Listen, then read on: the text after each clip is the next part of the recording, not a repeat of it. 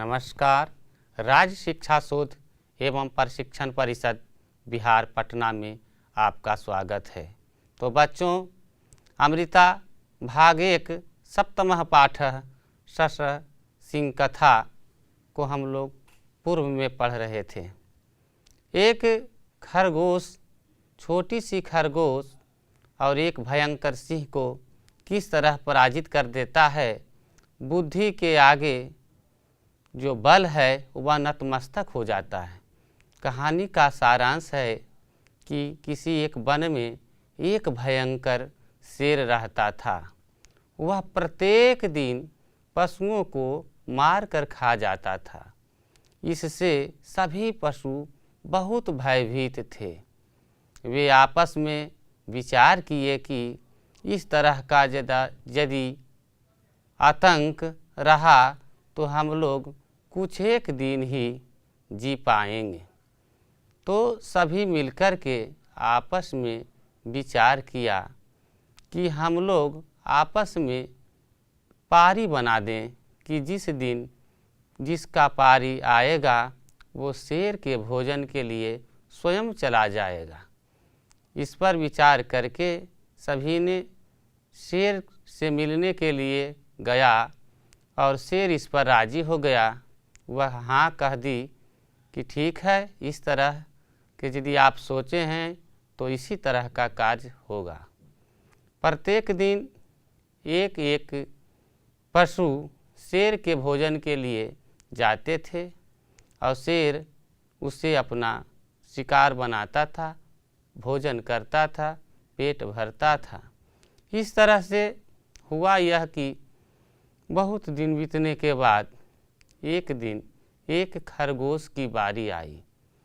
खरगोश जब शेर के पास जा रहा था तो वह विलंब से, देर से शेर के पास पहुंचा।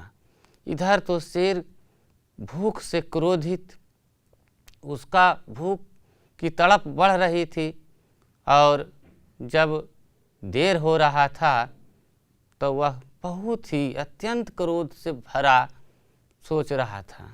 ठीक उसी समय खरगोश उसके समीप जाता है। शेर गुस्से से कहता है कि एक तो इतना छोटा शरीर और दूसरा तुम इतना विलंब से आए हो, बताओ क्या बात है। खरगोश अपने बुद्धि का प्रयोग करता है, कहता है कि हे महाराज, हे राजन, आप क्रोध न करें। मुझे विलंब से आने का कारण यह है कि रास्ते में अन्य कोई दूसरा शेर मुझे मिल गया था और उसी कारण से मुझे विलंब हुआ। तब शेर और भी क्रोधित हो जाता है। सिंह के क्रोधित होने पर वह सिंह कहता है कि चलो, कौन वह है, कहाँ रहता है, उस दुष्ट के पास मुझे ले चलो। खरगोश कहता है कि महाराज, वह एक गुफा में रहता है, चलिए मैं आपको उसके पास ले चलता हूँ। दोनों जाते हैं। एक कुएं के समीप खरगोश शेर को पहुँचा देता है और कहता है कि महाराज, इसी कुएं में वह रहता है। जब शेर कुएं में झांका तो उसकी स्वयं की परछाई उसे दिखाई दी। तो उसे लगा कि सचमुच में कोई दूसरा सिंह है और वह क्रोधित अवस्था में अपने विवेक को भूलकर उस कुएं में कूद पड़ा और कूदने के बाद उसकी मृत्यु हो गई। उसके मरने पर सभी पशु रक्षा पा लिए कि अब इसके बाद हम लोगों को किसी सिंह के पास नहीं जाना पड़ेगा। तो इससे शिक्षा मिलती है कि जिसके पास बुद्धि है उसी के पास बल होता है। इसलिए बुद्धि का प्रयोग करना चाहिए। हर हमेशा बल का प्रयोग नहीं किया जा सकता है। इस तरह से दूसरी शिक्षा है कि क्रोध नहीं करना चाहिए। अति क्रोध में होने पर मनुष्य या कोई भी प्राणी अपना विवेक खो देता है और वह गर्त में चला जाता है। तो इस सारांश के बाद हम लोग इस पाठ में व्याकरण का भाग देखेंगे। एकस्मिन मतलब एक, सप्तमी एक वचन, एकस्मिन एक, सप्तमी एक वचन। यह पुल्लिंग और नपुंसक लिंग दोनों के लिए होता है। इसका रूप चलता है पंचमी एकस्मात्, एकस्य एकस्मिन, सप्तमी में एकस्मिन होता है। इस तरह से दूसरा है इच्छा अनुसारेण, इच्छा धन अनुसारेण, तीर्थया एक वचन। अब यहाँ हम देखते हैं कि इच्छा और अनुसारेण का संधि हुई है, इच्छा अनुसारेण, तो यह कौन सा संधि है? यहाँ देख रहे हैं कि इच्छा को यदि हम तोड़ते हैं तो ई हलंत च जोड़ छ हलंत आ जोड़ अ जोड़ न हलंत जोड़ उ छोटा उ जोड़ स जोड़ आ जोड़ र हलंत जोड़ ए जोड़ न। अब यहाँ हम देखते हैं कि इच्छा का अंतिम जो शब्द है वह आ है और अनुसारेण का जो प्रथम अक्षर है, शब्द नहीं अक्षर है, वह अ है। तो आ जोड़ अ यहाँ पर हुआ है दीर्घ। तो बच्चों जिस संधि में हम देख लेते हैं कि बड़ी की मात्रा हो गई है अ जोड़ अ बराबर आ जोड़ अ बराबर आ जोड़ आ बराबर आ। इसी तरह से छोटी ई जोड़ छोटी ई बड़ी ई, छोटी ई बड़ी ई दोनों को जोड़ते हैं तो बड़ी ई, छोटा ऊ जोड़ बड़ा ऊ जोड़ने पर होता है बड़ा ऊ, दीर्घ ऊ। तो यहाँ हरस उससे दीर्घ हो जाता है। जब संधि में दीर्घ होता है तो यहाँ हम देख रहे हैं इच्छा अनुसारेण, तो यहाँ दीर्घ हुआ है। दूसरा है एकैकः, एकैकः एक जोड़ एकः, यहाँ पर वृद्धि हुई है। एकैकः संधि में वृद्धि है। जहाँ पर हम लोग ऐकार और औकार देखेंगे तो समझेंगे कि यह वृद्धि संधि है। निश्चिंता, निह जोड़ चिंताः, यहाँ हम देख रहे हैं कि निह नी के बाद विसर्ग है जिससे निह बना है, जोड़ चिंता। तो यहाँ विसर्ग जो है वह तालव्य हो जाता है क्योंकि चवर्ग का उच्चारण स्थान च है, इसलिए निह जोड़ चिंताः निश्चिंताः, निह जोड़ चिंताः निश्चिंताः।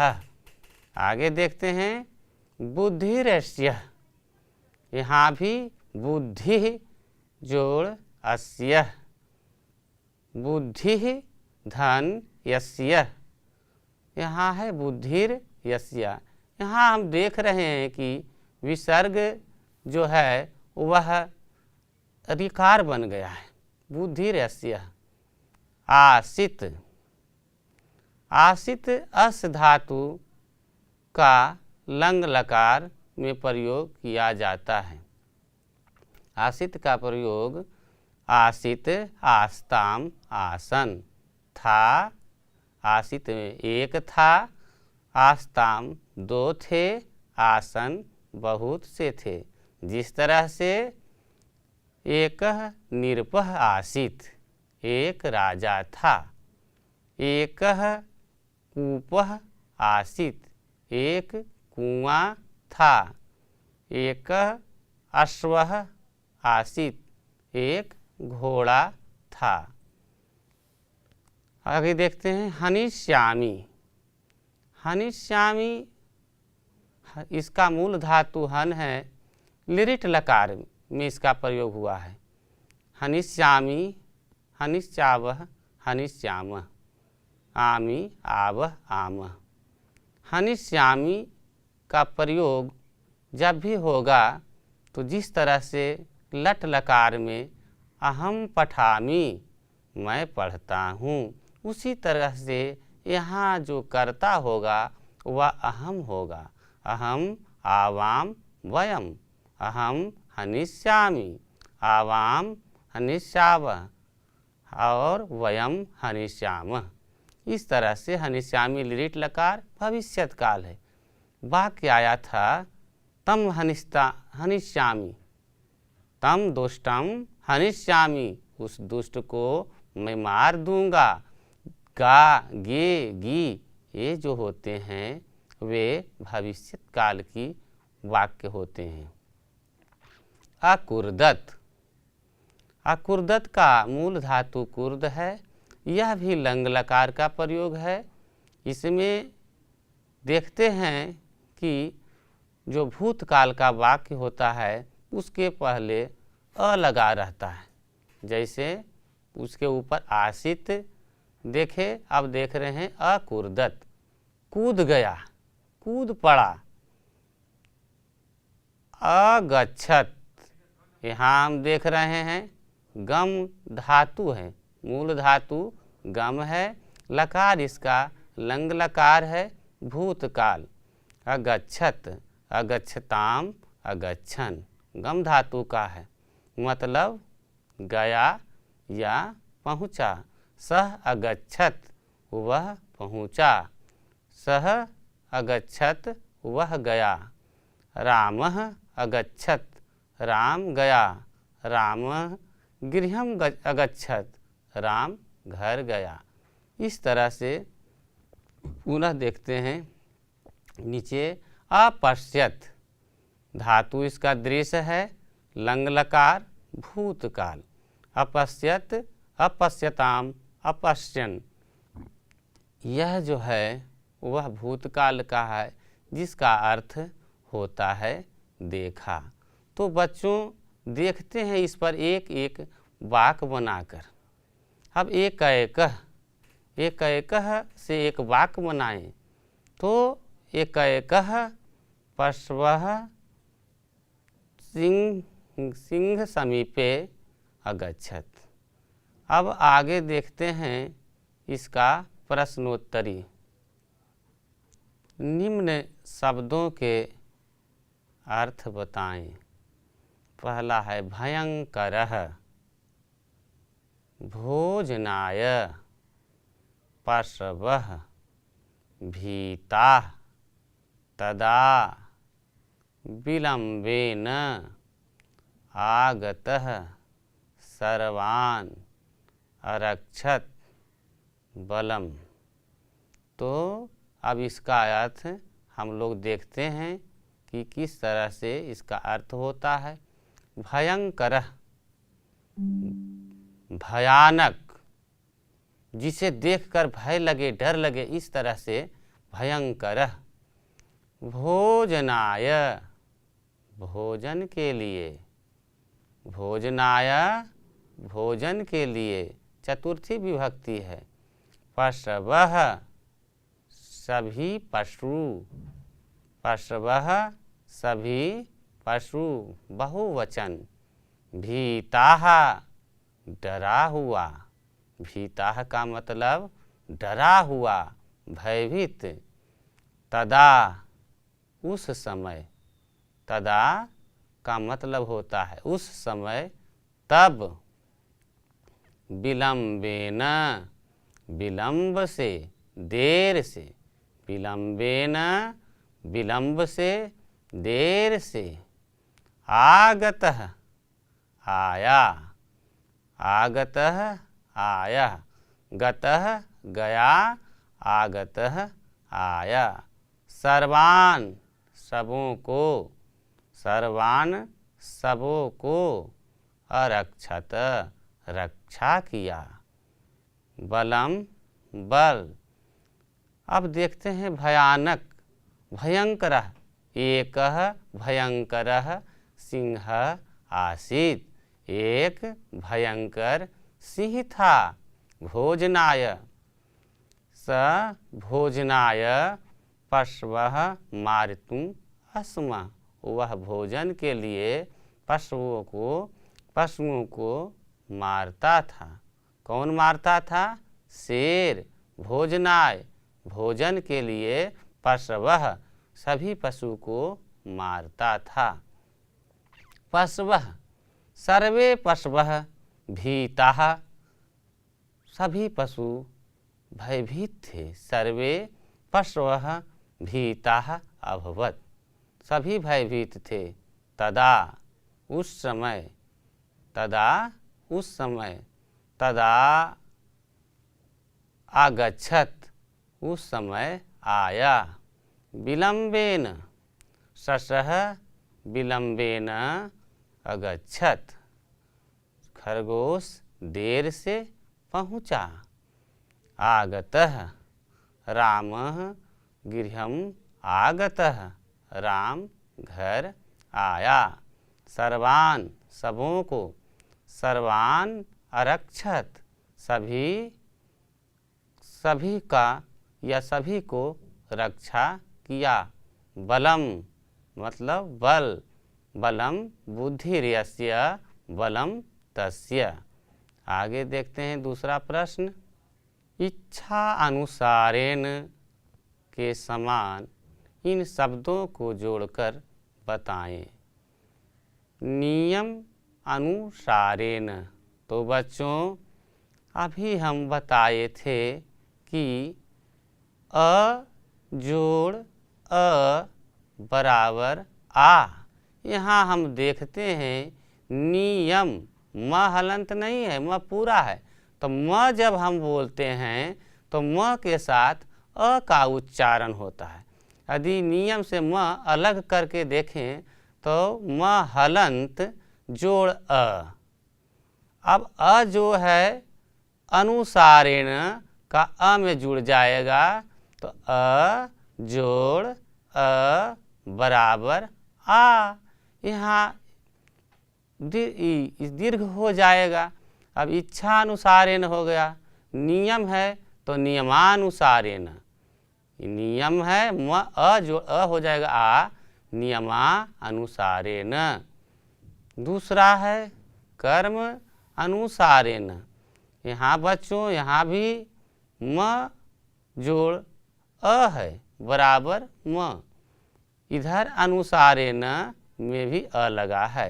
तो कर्म का म हलंत अ जो है अ अजोड़ अनुसारेण का अ यदि एक साथ जोड़ दिया जाए तो यहाँ हम देख रहे हैं कर्मा अनुसारेण। तो इस पर हम देखते हैं कि जहाँ पर एक डंडी बढ़ जाता है वह दीर्घ हो जाता है। दीर्घ संधि पहचानने का यह सबसे सरल नियम है कि जब भी संधि होगा तो देखेंगे कि जो आगे जुड़कर आया है उसमें दीर्घ हो जाता है। जैसे देखिए यहाँ विद्या जोड़ आलयः, यहाँ विद्या का जो अंतिम अक्षर है वर्ण है वह आ है, और आलयः का जो शुरू वर्ण है अक्षर है वह आ है। तो आ जोड़ आ बराबर आ। विद्या जोड़ आलय, ऐसे बोलिए विद्या आलय, विद्या आलय। धीरे धीरे उसका दूरी कम कीजिए, विद्यालय विद्यालय। अब देख रहे हैं यहाँ कि आ जोड़ आ हो गया विद्यालय, यह भी दीर्घ संधि है। समय अनुसारेण, यहाँ भी हम देख रहे हैं कि जो समय है इसमें अंतिम अ है और अनुसारेण का जो प्रथम है वर्ण है वह अ है। यहाँ देख रहे हैं समयानुसारेण, समय पर एक डंडी लग गया, आकार की मात्रा जुड़ गई, आकार जो है वह दीर्घ हो गया, अ जोड़ अ बराबर आ, समयानुसारेण दीर्घ संधि। धर्म अनुसारेण, यहाँ भी देख रहे हैं जिस तरह से कर्म में अंत में अ आता है उसी तरह से धर्म में भी जो म जोड़ अ हुआ और इधर अनुसारेण जो है उसका तो प्रथम वर्ण प्रथम अक्षर जो है अ है, अ जोड़ अ आ। अब यहाँ देख रहे हैं कि धर्मानुसारेण, धर्मानुसारेण म पर आकार हो जाता है। इस तरह से दीर्घ संधि को हम लोग आसानी से पहचान सकते हैं। तो मुझे विश्वास है कि आप लोग दीर्घ संधि आसानी से पता लगा सकते हैं। अब देखते हैं अगला प्रश्न। प्रश्न तीसरा, इन शब्दों का पंचमी में एक वचन में रूप बनाएं। इन शब्दों का पंचमी एक वचन में रूप बनाएं। शब्द आपके सामने है, सिंह, शस्त्र, शरीर, कूप, बल। तो जिस तरह से हम देखे थे बालक के रूप में कि बालक का पंचमी एक वचन होता है बालकात, बालक का पंचमी एक वचन बालकात। तो इसी तरह से इन शब्दों का भी पंचमी एक वचन हम लोग देखते हैं। सिंह, सिंहात, सिंह, सिंहात। शस्त्र, शसात, शस्त्र, शसात। शरीर, शरीरात, शरीर, शरीरात। कूप, कूपात, कूप, कूपात। बल, बलात। यहाँ हम क्या देख रहे हैं कि जब पंचमी विभक्ति होती है तो उसमें अंत का जो शब्द होता है जैसे बलात, कुपात, शरीरात, शसात, सिंहात, उसमें हलंत हो जाता है।